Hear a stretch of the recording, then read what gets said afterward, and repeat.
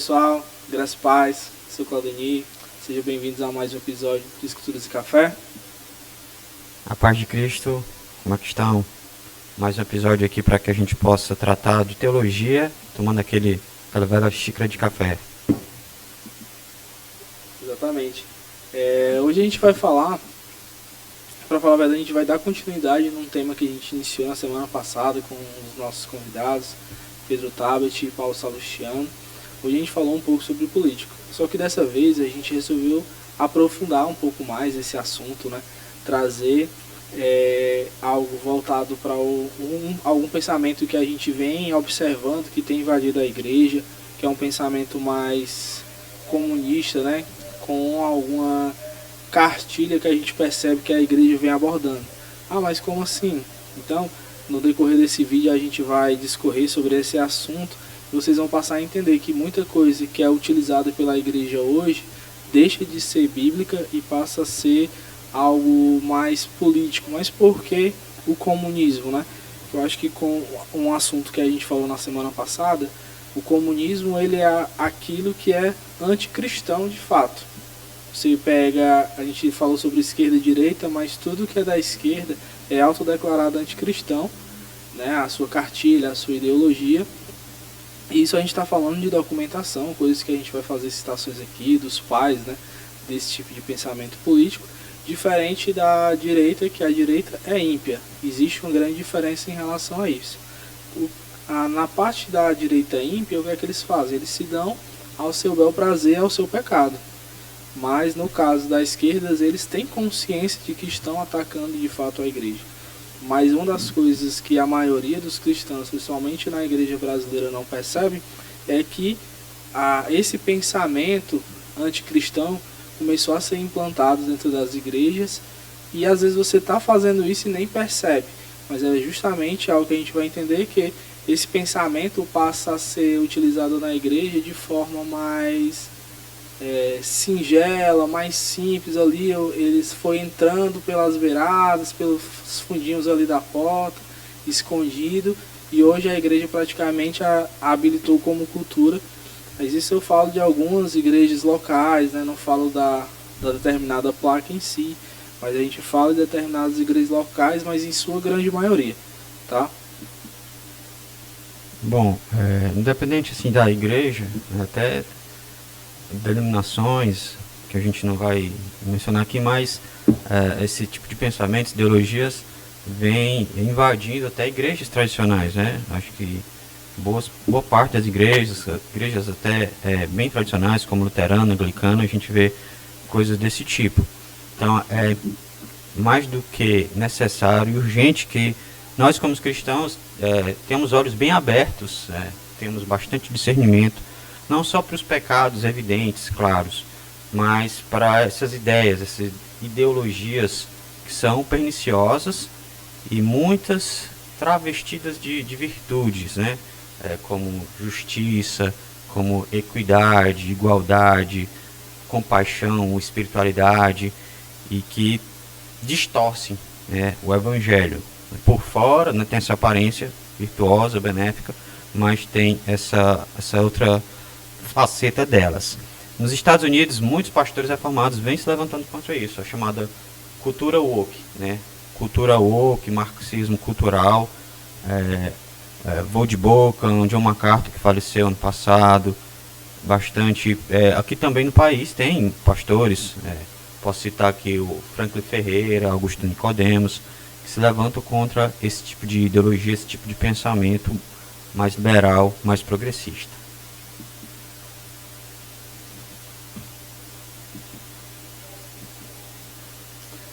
Pois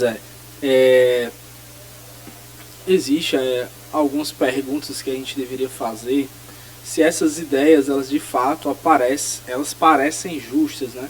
Essas da cultura woke citada pelo Darlan.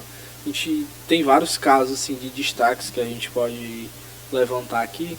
A exemplo, próprios Estados Unidos, né? Com a questão do racismo ali há uns anos atrás, antes, eu não lembro se antes ou depois da pandemia, a questão do movimento, né, Black ali, de ir viajar por todo o país por um movimento, pela morte de um homem negro que teve por parte de uns policiais, mas aí acabou se tornando um caos.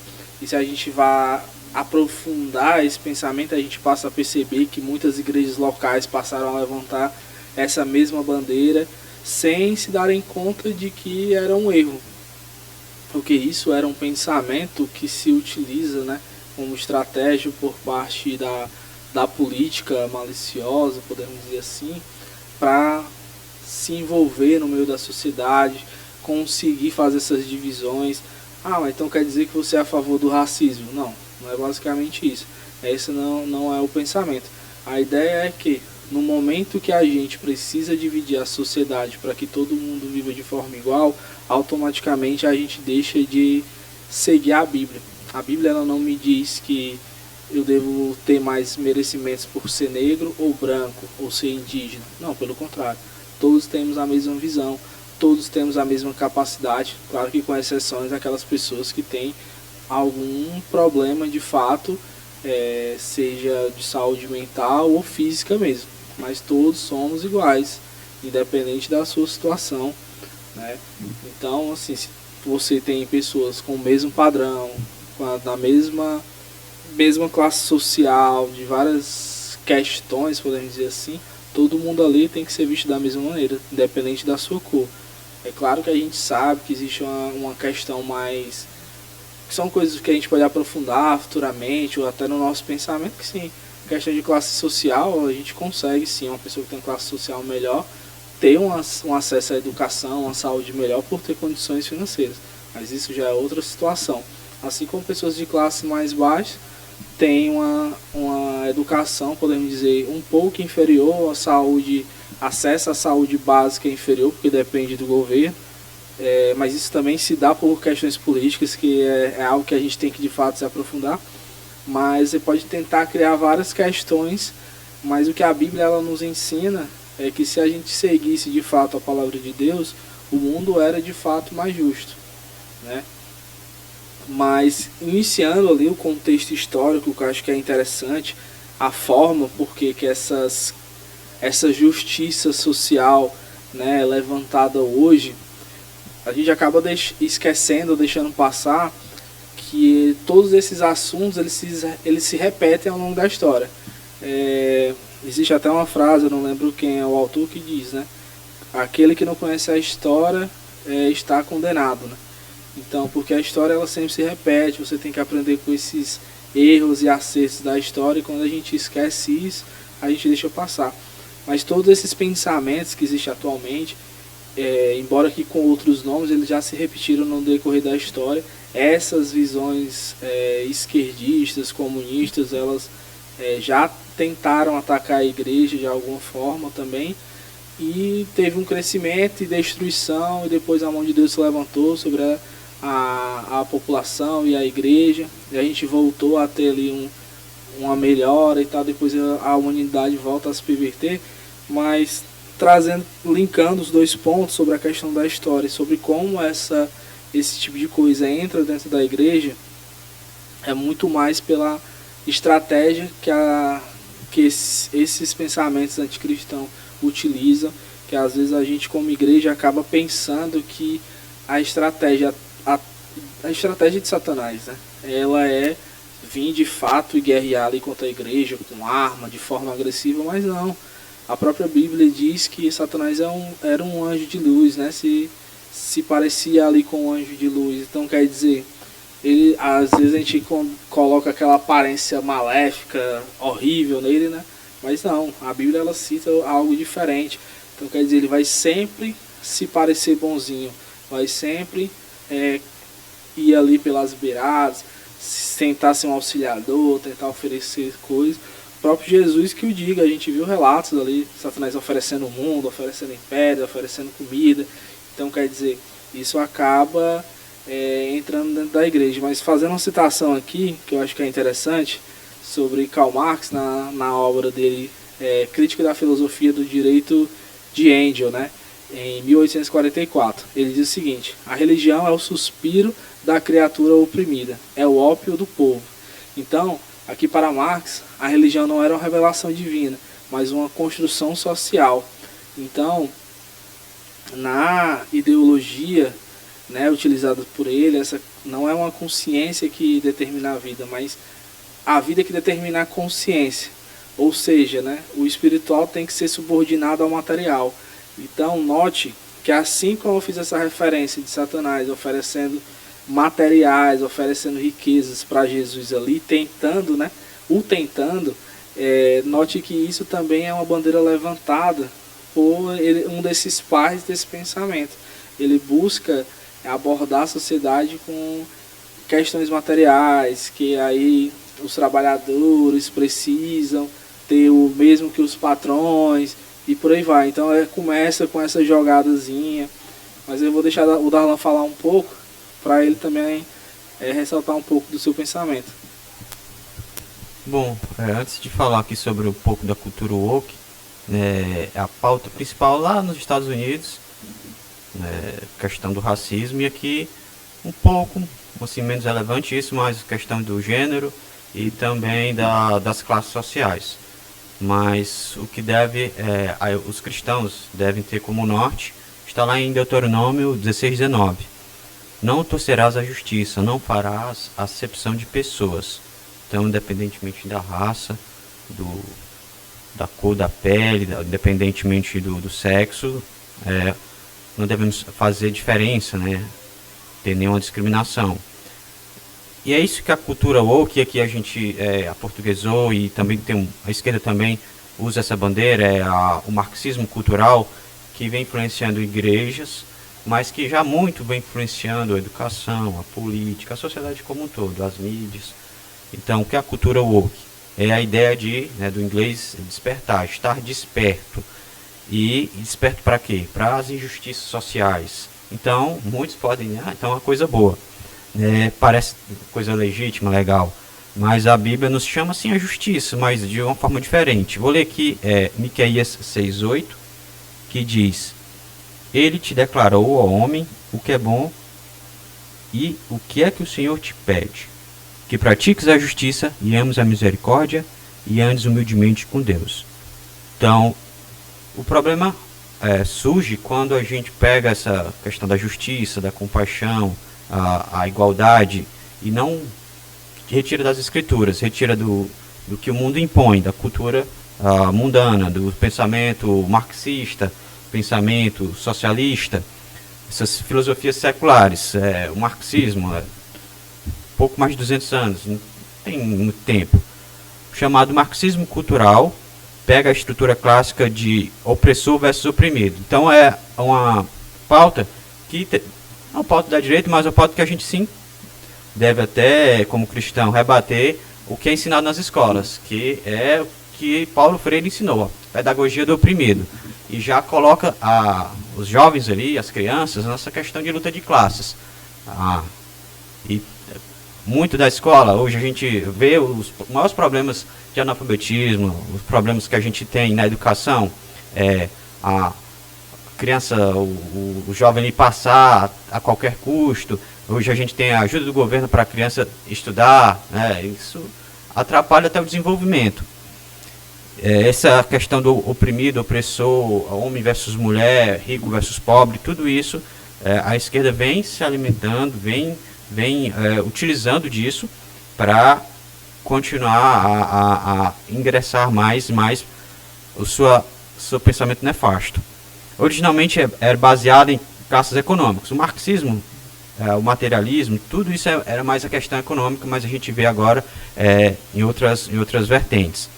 Raça, gênero, identidade, ideologia de gênero, os divórcios, transgênero, tudo isso é fruto desse pensamento. Então a verdade vem deixando de ser objetiva, cada um tem a sua verdade, cada um pode manifestar, se expressar da forma que acha bom, que lhe dá prazer, que traz felicidade, e não é assim. A questão da moralidade tem que ser objetiva, a verdade tem que ser objetiva e não subjetiva.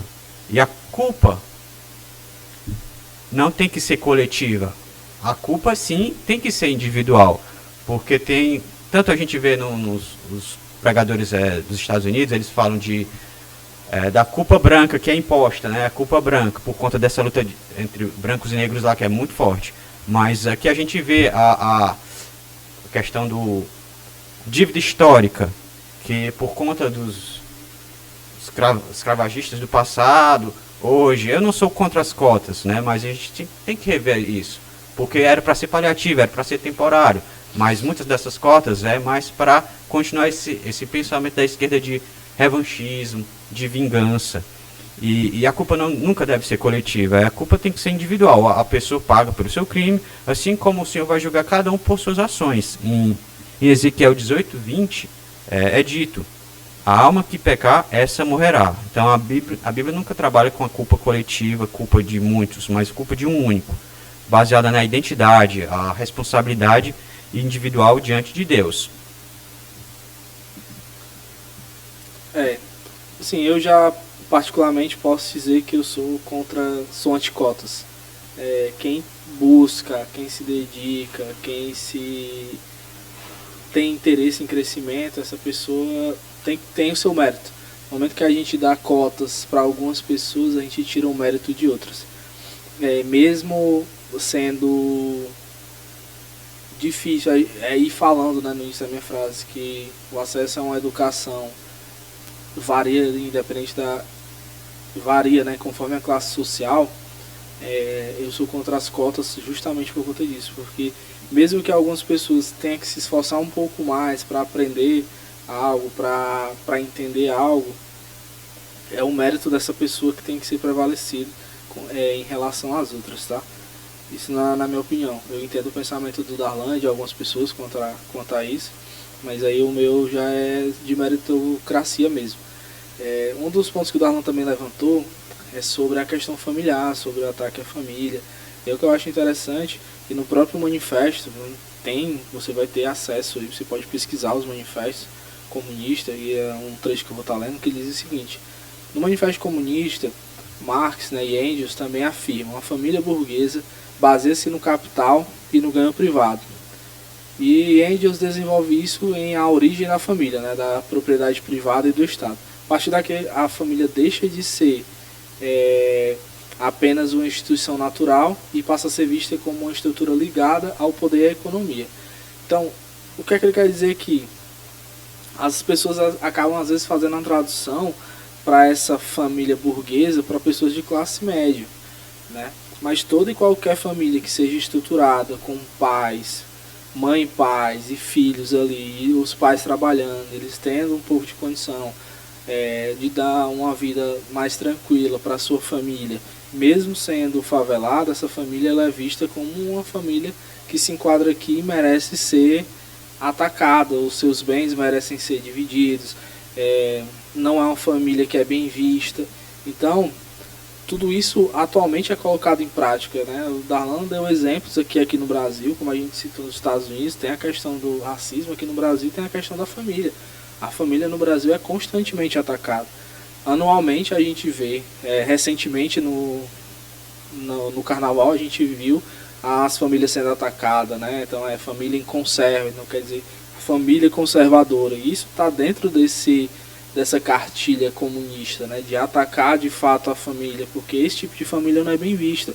Uma família desestruturada, filhos sem pais, apenas com as mães, essa é uma família que serve como massa de manobra para um governo comunista. Eles vão conseguir dar um auxílio, eles vão conseguir, mas eu tenho auxílio porque de fato eu não tenho trabalho. Tudo bem, não sou contra auxílio, eu sou contra o governo se utilizar desse tipo de situação das pessoas para fazer com que elas sejam utilizadas ali nas eleições, no momento de ganhar dinheiro, de ter um poder. Então, é por isso que o governo, existe vários meios hoje, né, através de redes sociais, novelas, carnaval, e N coisas que são criadas para atacar as famílias. E isso não é algo que veio de agora, né? Esse manifesto comunista que eu li, Marx e Engels, é de 1846. Então a história se repete mais uma vez atualmente aqui no Brasil. A gente tem esses ataques constantes. A gente tem hoje um homem sendo representante das mulheres. Mas um homem não pode ser representante das mulheres? Ele até pode, mas no momento que ele é de fato um homem que está buscando ali as melhorias para as mulheres.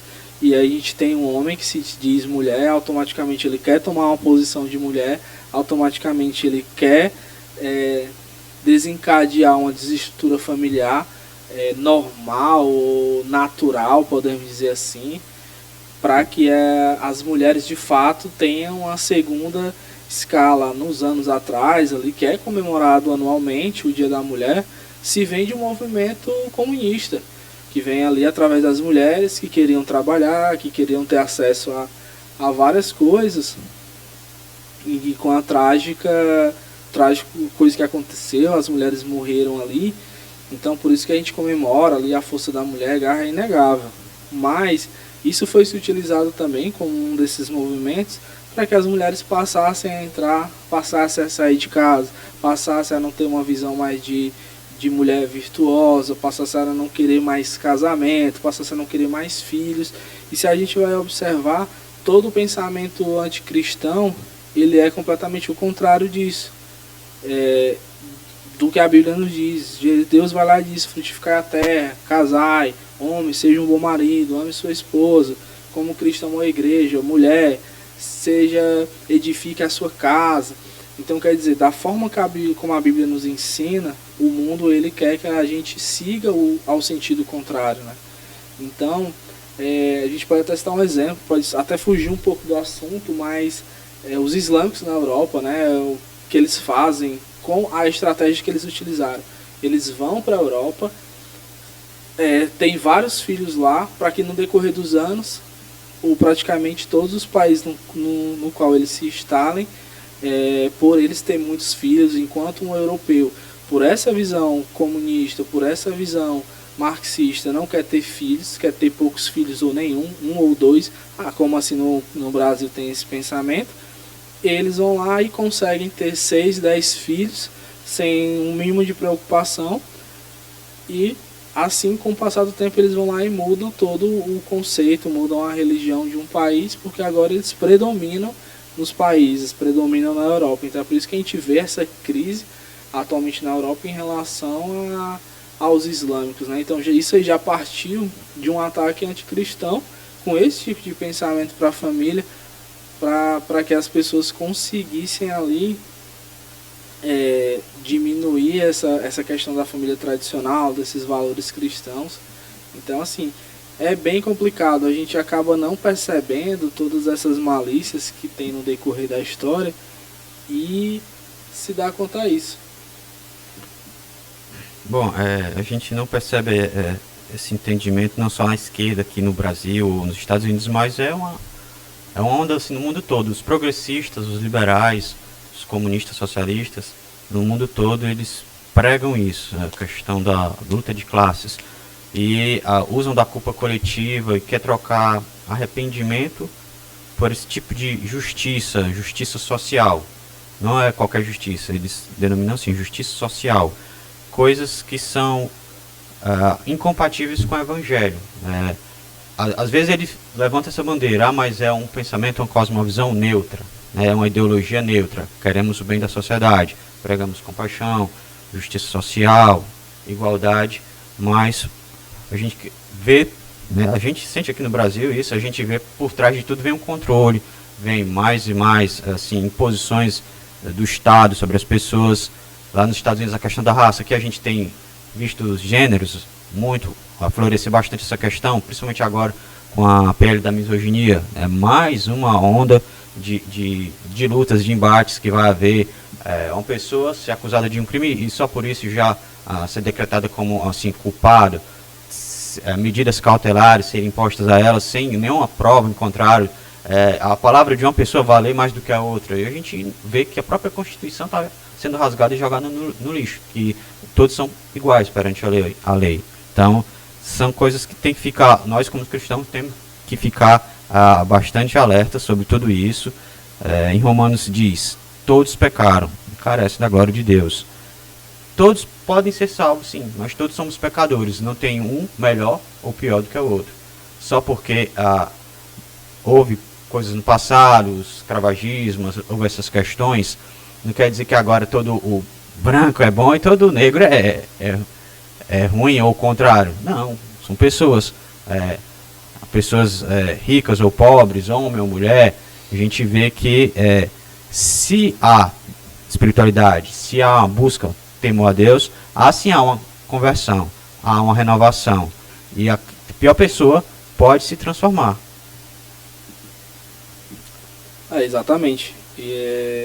Existe de fato esse ataque que as igrejas criam que se utilizam, né, dessas coisas. A gente vai criando esses mesmos conceitos de justiça social que foi criado ali pela cultura externa, que é essa questão. As igrejas hoje, os pastores têm medo de pregar uma questão na Bíblia porque por ser um pouco delicado, por falar de racismo, por falar da escravatura, por falar da mulher, ou por falar do homem, por falar do homossexualismo. Então, quer dizer, a Bíblia ela fala sobre todas as questões e sobre todos os pontos. Então, os líderes da igreja, ele tem que, de fato, orientar. Isso é tão incrível que, falando um pouco sobre família, eu acho interessante, né? A gente já deu vários exemplos aqui do que acontece com a família e a sociedade, que a crítica para a família ela evoluiu. A gente vê questionamento de autoridade dos pais, não pode mais disciplinar, há algumas questões da redefinição de papéis, a mulher que era para ser mãe vira o pai que era para ser ali o pai vira uma mãe, né, nesse mundo transgênero que a gente tem agora. E assim, eu quero levantar um ponto que eu acho interessante, o quão as redes sociais elas são perigosas, né? A gente não percebe, mas as pessoas acabam pegando bastante exemplo de influenciadores que se dizem comunistas, influenciadores que dão esse tipo de orientação, que destrói a família de dentro para fora, assim como a igreja. Por isso que o papel do líder da igreja é muito importante, para ele entender como as suas ovelhas estão lidando ali no mundo fora da igreja, o que eles estão absorvendo. Recentemente, eu vi uma mãe que se diz cristã postar em suas redes sociais duas coisas que me deixou assim bastante consternado. Primeiro, o pai, para poder trocar a fralda do seu filho ou filha ali, deveria pedir licença. E segundo ponto, é uma criança de 2 anos tendo a sua inocência maculada em relação as pessoas ao seu redor. Uma criança de 2 anos, ela não consegue ter uma maldade, ela não consegue ter um senso ali de que é certo e de que é errado.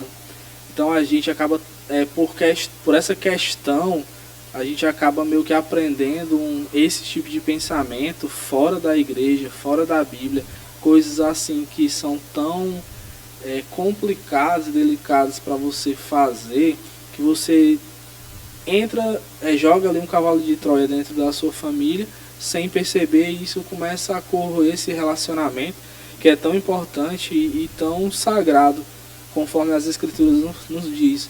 Que a escritura ela fala sobre a família, ela fala sobre a criação de filhos, ela fala sobre essa responsabilidade que você tem, ela fala sobre essa responsabilidade de paternidade, de maternidade. Então, o quão um pai tem que ser pastor da sua casa, pastor da sua família, o quão a mulher tem que ser virtuosa, tem que saber como aborda as situações, como leva a sua vida, como leva a vida dos seus filhos, como trata seu marido. Então, quer dizer, até para os filhos, para as crianças, Deus ele dá algumas ordenanças, ele dá orientações para que as crianças tenham de fato, já desde a sua infância, desde seu pequeno entendimento, uma visão totalmente cristã. Então, quando a gente começa a misturar as coisas da igreja com, de fato, não é nem mais as coisas do mundo, a gente passou a deixar de misturar a igreja com as coisas mundanas, que é o mais comum de se acontecer, para misturar a igreja com coisas anticristãs. Então, longe de você, quando você passa a ter esse tipo de atitude, está a salvação, porque você passou a abraçar pensamentos anticristãos para implantar na sua vida, e isso atrapalha a sua vida como crente, atrapalha a sua vida como membro da igreja. Então, assim, é bem complicado quando você entra nessa seara. através desse tipo de pensamento, a igreja ela entrou numa seara muito pesada. A gente tem um contraste da história de vários crentes de verdade que foram perseguidos, enquanto esse tipo de conceito, né, anticristão se instaurou no mundo e dentro das igrejas. A gente tem, ao longo de toda a história, relatos aí de crentes que foram perseguidos, cristãos perseguidos. Existe um livro muito bom, que é da A Igreja Subterrânea. Tem alguns documentários também em relação a esse escrito, a esse livro. E fala sobre como o comunismo iniciou ali, através da União Soviética, o pensamento de Stalin, quando ele começou a aplicar ali o que ele aprendeu com Karl Marx. E a igreja passou a ser perseguida. Então somente a igreja que o pastor, o líder da igreja, que colaborava com o governo, é que podia ter uma igreja. Então, mas com esses pensamentos, a China também tem esse pensamento até hoje, Coreia do Norte. E isso é interessante porque todos esses líderes, eles querem se ver acima de Deus. Porque os cristãos de verdade, eles buscam a Deus primeiro, eles aceitam a palavra de Deus primeiro, para depois eles verem qualquer pensamento cultural. E quando esse tipo de pensamento se infiltra dentro da igreja, a gente está fazendo o contrário, está deixando Deus de lado, está buscando um pensamento dessa justiça social criada por uma política maléfica, e a gente esquece do Deus, do nosso Deus, nosso Salvador, do nosso Senhor. Então a gente faz a mesma coisa que a gente vê em relatos da Bíblia, quando o povo de Israel se perverte e vai seguir outros deuses. A diferença aqui é que o nome de Stalin, o nome de Marx, o nome do Lula, o nome do comunismo não vem como Baal, vem só apenas como os nomes que eles utilizam atualmente, mas ambos são anticristãos.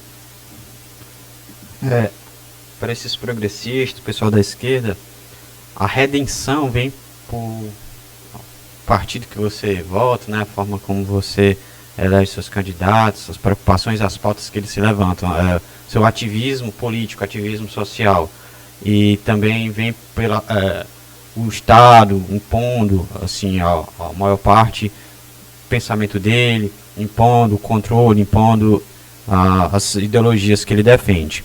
Para John MacArthur, né, que foi o pastor, bateu de frente mesmo, até na época da pandemia, contra várias imposições governamentais. Não devemos misturar justiça social com o evangelho. E ele disse, o evangelho já é a solução para o maior problema da humanidade, o pecado. Então eu quero aqui explicar, né, essa diferença, o que é justiça social e o que é justiça bíblica. A Bíblia fala muito sobre justiça, a gente pode ver bastante, principalmente no Antigo Testamento. A justiça bíblica ela é baseada na lei de Deus, que é imparcial, né, que o próprio Deus não faz acepção de pessoas.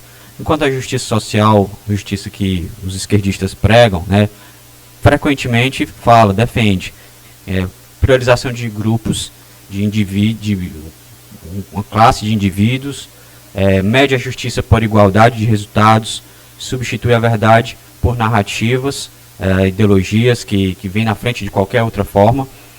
Eu estava pesquisando um livro bastante assim, interessante, eu vi até pregações dele nesse sentido, do pastor Franklin Ferreira. Aí uma série de pregações, ele escreveu um livro chamado Por que a justiça social não é a justiça bíblica? E ele argumenta assim, a justiça social moderna muitas vezes se baseia em teorias críticas e neomarxistas, que dividem a sociedade em grupos opostos, opressores versus oprimidos, focando em uma transformação externa e coletivista.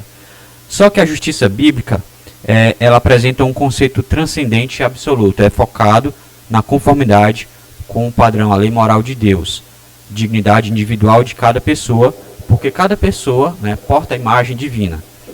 O sentido central do livro, só para resumir do livro dele, é alertar que a justiça bíblica não deve ser confundida com ativismo político e ideológico. Enquanto a justiça social tende a fragmentar, a dividir a sociedade através do cancelamento, divisionismo, a justiça bíblica busca a cura das relações, busca a união, comunhão, a restauração do indivíduo. Primeiramente, restaurando a comunhão dele com Deus e, assim, consequentemente, entre si. por meio do que? Do arrependimento e da verdade. O pastor Franklin Ferreira, ele enfatiza que a verdadeira justiça requer tratar todas as pessoas com equidade e retidão, independente de classe, raça, gênero, rejeitando a ideia de que a moralidade deve ser sacrificada em nome de uma agenda de redistribuição de poder. E eu quero só mencionar aqui uma citação de uma autora. Eu tenho o mesmo pensamento que ela. Eu sou a favor de minorias, certo? Eu sou a favor de minorias segundo o que Ayn Rand, uma filósofa russa, né, que depois se radicalizou dos Estados Unidos, ela criou o objetivismo, escreveu vários livros de ficção, mas ela entende a minoria de uma forma bem interessante, que eu não vejo ninguém falar. Ela fala assim: a menor minoria na Terra é o indivíduo. Aqueles que negam os direitos individuais não podem se considerar defensores das minorias. Então a gente não pode ir contra um indivíduo, a favor de uma classe, dos negros, contra os brancos, ou das mulheres, contra os homens, transexual, homossexual, contra quem tem uma orientação sexual que a Bíblia afirma ser a correta ou a normal. Não, a gente tem que ser a favor do indivíduo em si. Se aquele cometeu crime, deve ser punido. Se não cometeu, não deve. Então a gente tem que entender a minoria nesse sentido. Esse é o meu pensamento. Isso é bem interessante. Quando a gente passa a entender o homem como indivíduo. Como o Darlan falou mais cedo, né, uns minutos atrás, a responsabilidade ela é individual. Então, assim como méritos são individuais, assim como escolhas são individuais, então cada um deve carregar as suas responsabilidades. Isso é tão nítido na Bíblia que Paulo cita em Romanos até algo interessante, que aí eu não vou me recordar aqui o texto, mas ele cita que aqueles que não trabalham porque não querem, que morram de fome. O que é que ele está querendo dizer com isso? Não está querendo dizer que a gente não deve amar o próximo e ajudar as pessoas. Não, pelo contrário. É só que existem pessoas que se permitem favorecer da bondade da bondade de outras pessoas, de algumas situações, e acabam meio que, popularmente dizendo, se escorando nas pessoas, né? Então, da mesma forma, o mal ele se instaura dessa mesma questão. Ele pega pessoas mais frágeis, pessoas com pensamento intelectualmente menos educado, se vale de pessoas de todas as maneiras para que assim eles consigam ir implantando diante da sociedade seus pensamentos.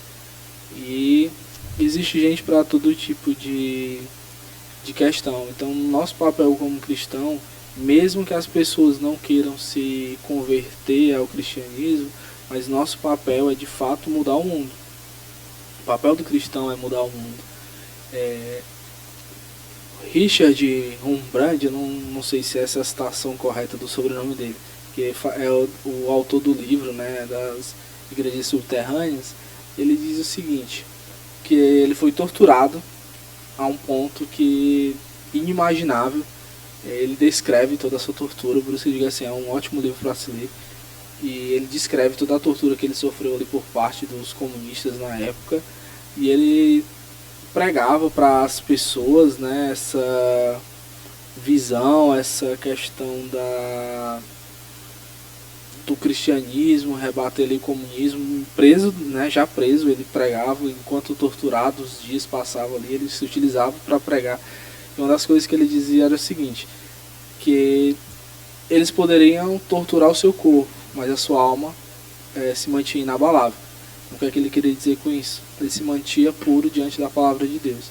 Então nós como cristãos devemos buscar com responsabilidade a palavra de Deus, né? Meditar na palavra do Senhor dia e noite, para que a gente não seja afligido por esse tipo de situação, se perverter, e quando a gente rastrear isso, automaticamente a gente deve rebater o pensamento que seja anticristão dentro da igreja. Pode ser seu pastor, não estou dizendo que você deve ser uma ovelha desgarrada, mas eu estou dizendo que você tem uma responsabilidade como cristão, como membro de uma igreja. Se acontece algo entre seu irmão, o próprio Jesus lhe disse, se seu irmão peca contra você, ou você enxerga esse pecado, chame a atenção dele. Se ele não lhe der ouvidos, chame outro grupo de irmãos, chame a toda a igreja, mas chame a atenção daquela pessoa.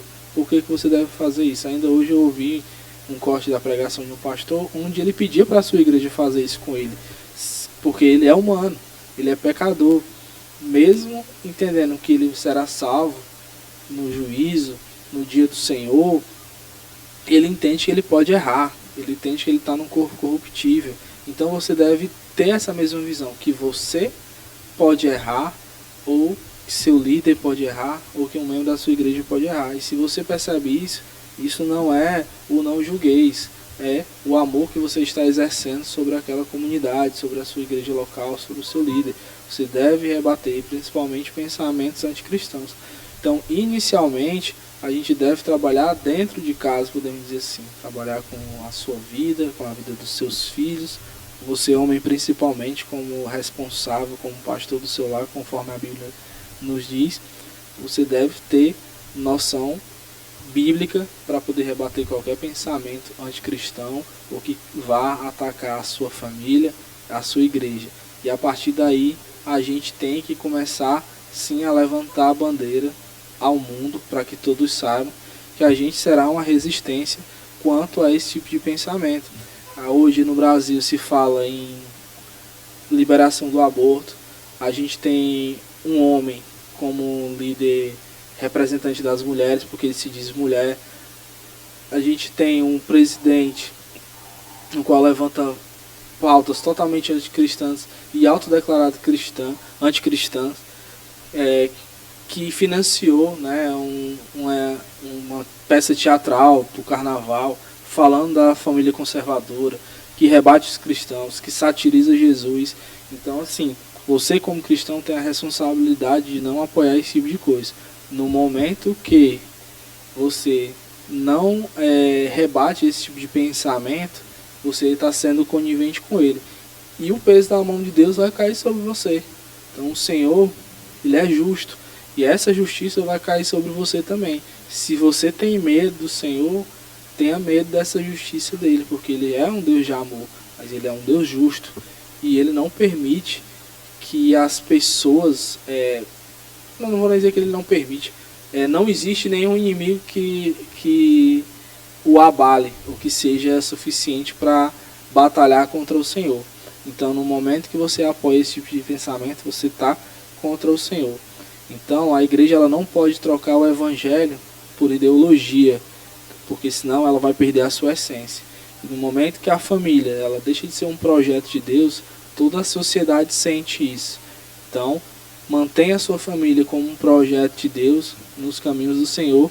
E eu acho que é isso que eu tenho para falar, para encerrar minhas falas. Vou deixar o Darlan aqui encerrar dele. E eu espero que você que tenha acompanhado até aqui leve isso em consideração, né? Todo o conhecimento, que você seja um bereano, que busque as escrituras, que não se permita ser levado por qualquer evento de doutrina. Se você gostou, compartilhe esse vídeo com alguém, faça seu comentário também, seja ele crítico, porque como eu falei, eu e o Darlan também podemos errar aqui, e a gente também vai aprender com vocês. Se não há um pensamento crítico, se queira fazer um comentário positivo, ou embasando ainda mais o nosso pensamento também, fique à vontade.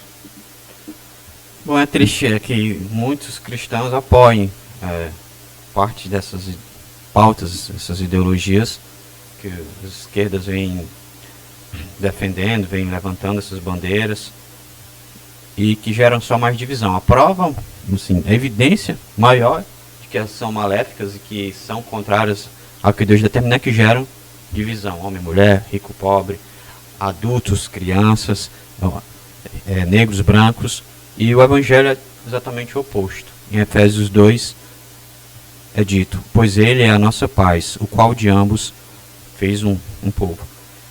O que eu tenho a dizer para finalizar é o que a igreja, como a igreja deve se portar, né? Qual o papel dela, não diante dessas pregações, diante dessas coisas, mas diante das injustiças. Ela deve ignorar as injustiças?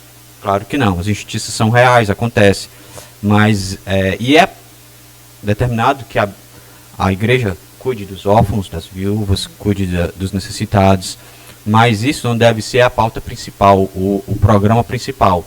deve ser evangelizar, glorificar a Deus. Podemos fazer isso, todas essas coisas, defender quem está sendo oprimido, abusado, resguardar para que isso deixe de acontecer, que os culpados sejam punidos, mas sem distorcer o evangelho, sem colocar isso na frente do evangelismo, da pregação da verdade, da defesa da verdade, não acobertar pecados. Isso é o que a igreja não deve fazer. Então a cultura, ela não deve ser a pauta principal, a cultura, ela não deve ser a cosmovisão, moldar a cosmovisão da igreja, e sim a Bíblia, a palavra de Deus. A identidade não é uma ideologia, não é o que o partido A ou B determina. O que eu não quero defender, dizer que tudo que é da esquerda está errado, tudo que é da direita está certo. Não, vamos ver o que é defendido. Pautas como aborto, como descriminalização de drogas, né? Não haver punições, assim, descriminalizar, soltar vários criminosos. Isso tudo é errado. A Bíblia condena isso. Acho crente nenhum devia ter dúvida sobre essas coisas. Mas e também não idolatrar partidos ou idolatrar políticos. A identidade de um cristão, de uma pessoa que teme a Deus, não deve ser definida por essas ideologias, mas sim pelo Senhor Jesus Cristo, que a resgatou. Então a igreja não deve ser discipulada pela cultura, e sim discipular a cultura, modificar, transformar o mundo pela verdade, pela pregação da palavra genuína de Deus. É isso que eu tinha a dizer. Tá? Agradeço a todos que têm acompanhado a gente aí. Curta, comente, compartilhe. Fica acompanhando aí que tem mais novidade para vocês. Paz de Cristo.